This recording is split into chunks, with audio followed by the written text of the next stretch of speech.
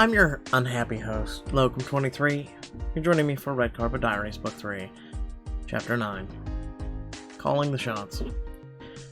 It's the day you're slated to start a major shooting. Everything I've been working towards for so long. God, that's terrifying. You're ready to get dressed and head straight to the studio. When you get there, Tisha's already in the editing room. Despite the loud music she's blasting, she still looks blurry-eyed. Tisha, what are you doing here so early? Ah! Beckley jumps out of her seat. Sorry, I didn't mean to scare you. No, you're fine. I was just deeply zoned out. Actually, it's really good you're here. I need a second opinion on this. You know me, I'm always happy to offer an opinion. What's the problem? The composer sent over some early clips from the score, but he wanted us to decide which he should work on and out until the main movie theme. The problem is, I can see any of these working. They're all tapping into different elements of the story. Why don't you play them for me? Alright, this is the first one. Martial music fills the small room, basically crowned in the flame. Seriously epic sounding. Exactly. Okay, here's number 2. I like this. It's playful. It's elementalist to R.I.P. It's definitely capturing the tone of the story. Ready for the last one? Lay it on me. Wow, that's so ethereal. Rip Endless Summer. You see why I'm having such a tough time with this? I do, but I think there's a clear winner. Kind of like all the books that are dead are reviving in this moment. The theme should be... I don't know.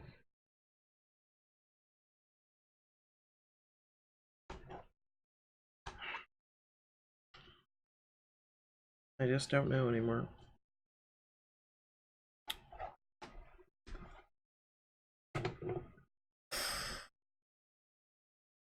I don't know, playful. There's some darkness to it, but it still has some playfulness of a fairy tale. Yes, I like the mischief. Plus, it's just so catchy. Now that you say it, it feels so obvious. Good, then it means we've made the right call. Tisha quickly powers down the editing bay and starts gathering her things. Are you going somewhere? Just a quick casting session for that TV show I've been working on, The Golden Hour. Oh, but... okay. You know that filming starts at 11, right? Definitely, don't worry, I'll be back by then. Tisha rushes past you and down the hallway, calling back over her shoulder. I'll see you in a couple hours! I guess, good luck then. But she's already out of earshot.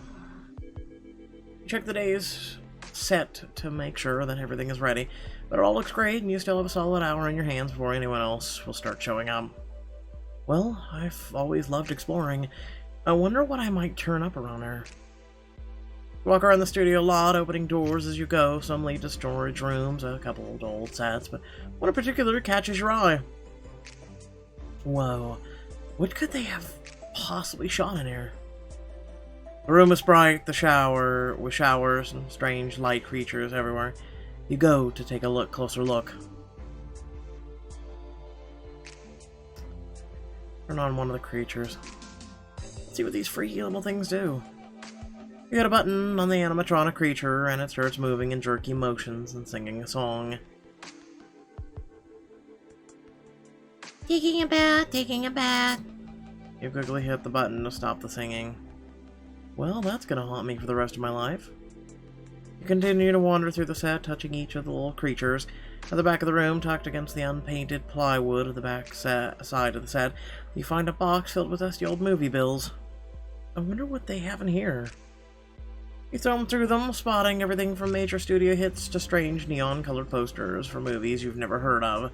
You stop short, though, when you come across the bill for The Warmest Winter, starring none other than a young Victoria Fontaine. I doubt anyone would miss this. and would look great in my movie room. I should hold off. If it's still here when we finish filming, maybe I'll take it then. Spend a couple more minutes flipping through the rest of the bills and then head out to the set. Get to Seth's trailer to see if he's ready. How are things going in here? Oh, there you are. Great. Just trying to figure out what to wear. What you have on seems okay. This is definitely the safe option. Wardrobe gave me another, more flashy. I don't know, what do you think? Upgrade Seth's costume to see your vision come to life and earn Marianne's approval. Jesus Christ, are you serious? He was given glasses.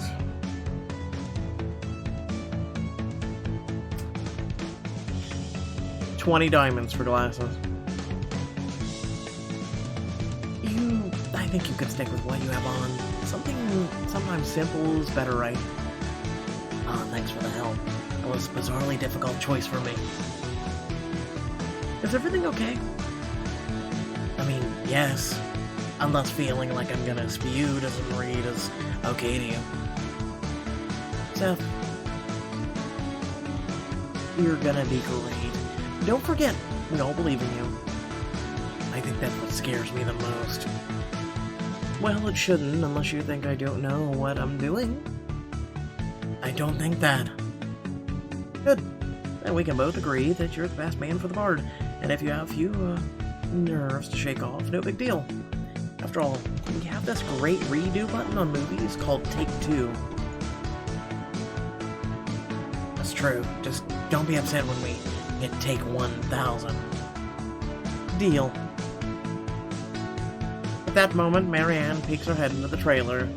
Marianne, I didn't expect you on the set. I couldn't help myself. It's all just too exciting. I won't keep you all. See you on the set. Marianne closes the door behind her. She and Seth gulps audibly. Oh god. That means we're actually starting soon, doesn't it? And that you're going to be great. I'll see you on set in a few, okay? Give him a wave goodbye and make your way out to Nindradil set.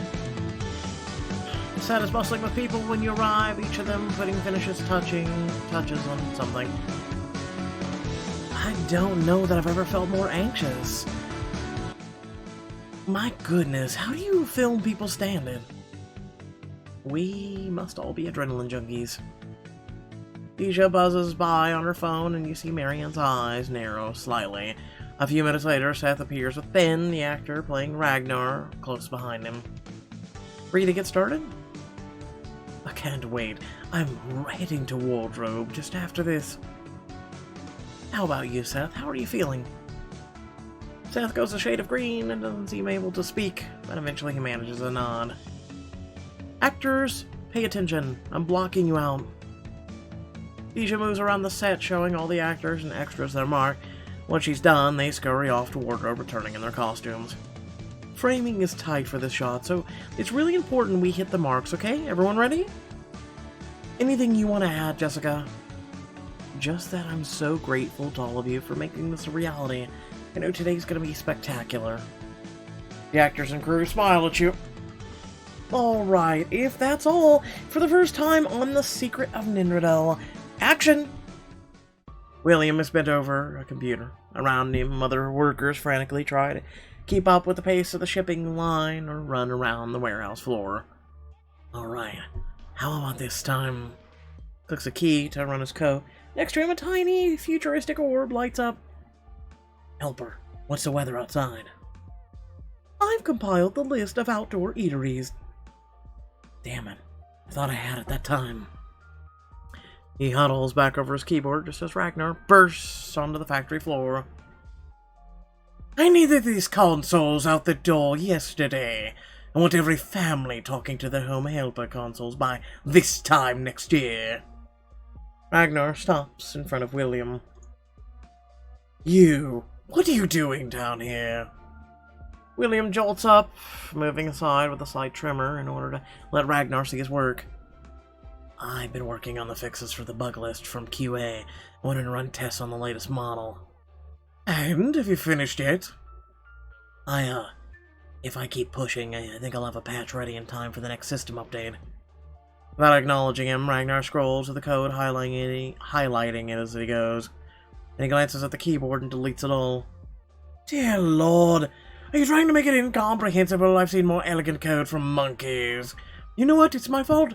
Clearly you're not up to the job. CHR on your way out. They'll send you your last paycheck. He strides over the next terrified worker at the next terminal without a backward glance. William stares at the screen, mouth hanging open slightly in horror. Cut, cut, cut. Seth, you need to... I mean... It just wasn't right, okay? Okay. Is there something specifically I did wrong? I mean, the whole thing, kind of? What would you like me to do instead? You're the actor, Seth. Just be better. Wow. Seth frowns, obviously confused. Jessica, I'm new at this. Could you help translate? You were...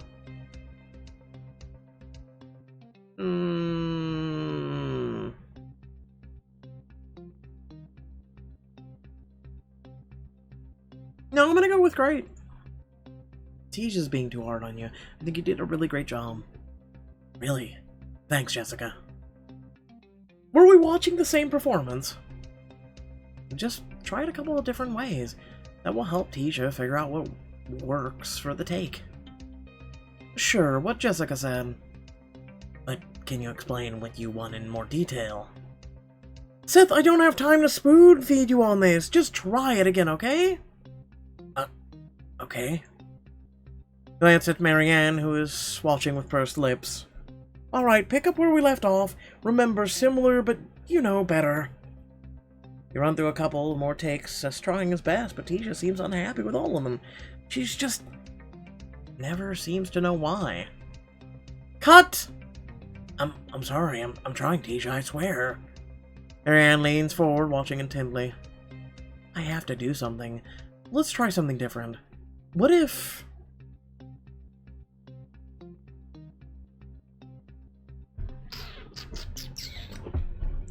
What if Pixelberry actually wrote a halfway decent story? Without relying on other writers outside of Pixelberry.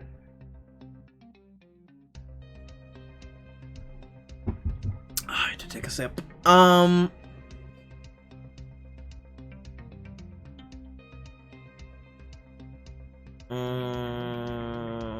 What if Ragnar... what if Williams and Ragnar's inner circle? Let's try that. But then why would he revolt?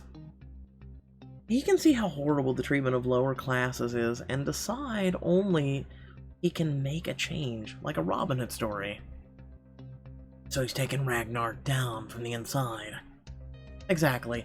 Let's imagine that he's only recently been pulled into Ragnar's inner circle. Ragnar's mistreating William's people and expecting him to go along with it. Soon, William will split off to form the Rebels, so none of the later sections will change. The only difference is the origin story. I like that. It makes everything a lot clearer. So, are we agreed? We'll try it. Take this way? Sure, we wasted enough takes already. What harm can one more do? See Marianne startle at Tisha's tart response, but she keeps quiet. After a few quick script tweaks, the crew resets the scene. And action! William follows Ragnar as he stomps to the office, demanding code the employees are working on. Garbage, all of this garbage! But, sir, this is what we instructed them to do. I believe calculations may have been wrong at the exact level. Take a look at these numbers. Ragnar bats away at the screen William shows him. Never let me hear you say that again. Our decisions were impeccable. I will have a list of layoffs I need you to carry out as soon as possible. No severance. But Ragnar, we've got to boost our profits for those investors. No severance, no exceptions. Ragnar turns quickly, stomping out of the office, or open office space. His face reddens and his jaw clenches tight. Camera lingers on the storm brewing in his eyes. Cut! Well, how was it? It was fine, good enough. We can make it work. Marianne frowned, shaking her head slightly, leaned forward, smiling wide to smooth it over. She's just trying to make sure you don't get a big head, Seth. It was your best take yet. You're really getting the hang of it. You know what? Let's call it a day. Crew, you should have your specs for tomorrow. Let's move. Tisha hurries away, phone in hand, before you have a chance to speak to her. Jessica, can I have a moment somewhere private? Of course. Let's head to the editing room. Once you're inside and the door has clicked shut behind you, Marianne's face falls. She folds her arms across her chest, staring you down. Jessica, I'm sure you understand how seriously I take this movie. Of course. I hope you trust that I'm just as committed to making it a success. I do trust your devotion, but I must say, today left me worried.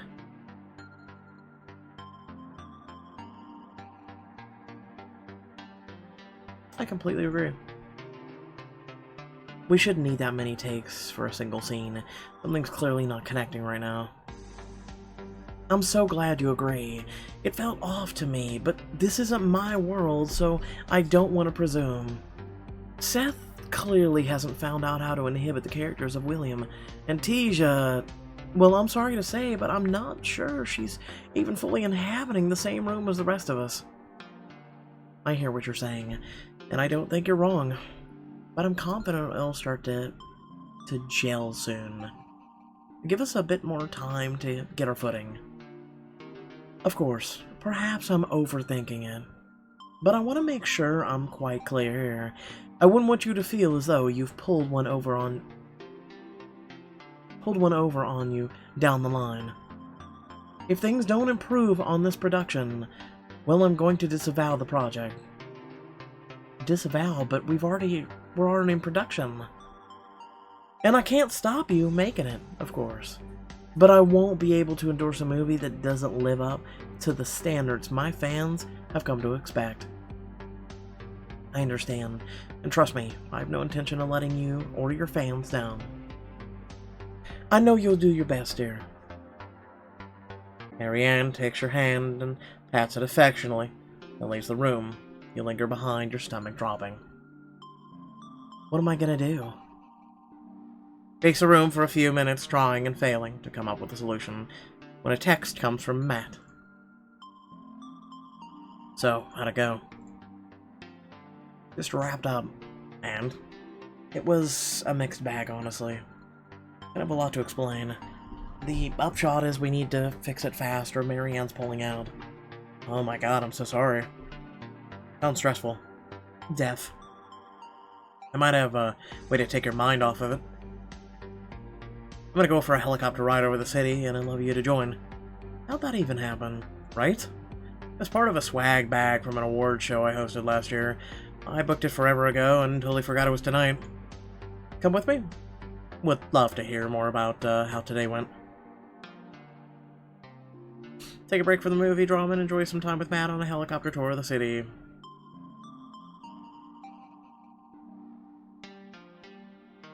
I seriously need to buckle down on the movie stuff. Totally. Keep me posted about how it goes. Deaf. Have fun. I'll try. Later that night. Time to focus. Again. Meow. Of course, on you, Tazzy. Scoop Tazzy in your arms, he nuzzles you.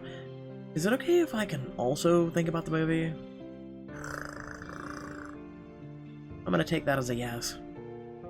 You fix yourself a quick snack, then pace back and forth in your living room, turning Marianne's words over in your head. Marianne wants Seth and Tisha to really immerse themselves in the world of Nindradel. But how can I help them do that? How can I get them to really feel this movie? For a few minutes, the silence starts to feel oppressive. You flip on the TV, hoping the background noise will help you focus on the problem at hand.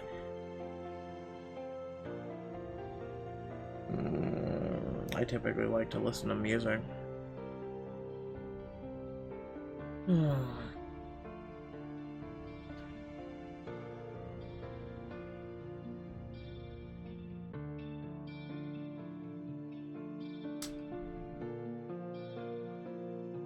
Fantasy show. Clearly immersing myself with the crown and the flame is the best place to start.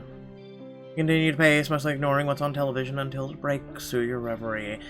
Are you looking to escape the real world? To immerse yourself in a spectacular fantasy? Stop in your tracks and turn to the commercial on TV, mouth hanging open. Actually, yes, exactly that. At Enchantland, we turn dreams into realities. Lose yourself in a world of wonder. Enchantland. Like, the theme park? This could help Seth and Tisha immerse themselves in a fantasy world.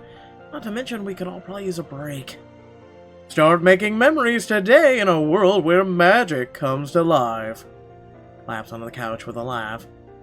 Alright, Enchantland, I'll take the bait. Let's make some magic together.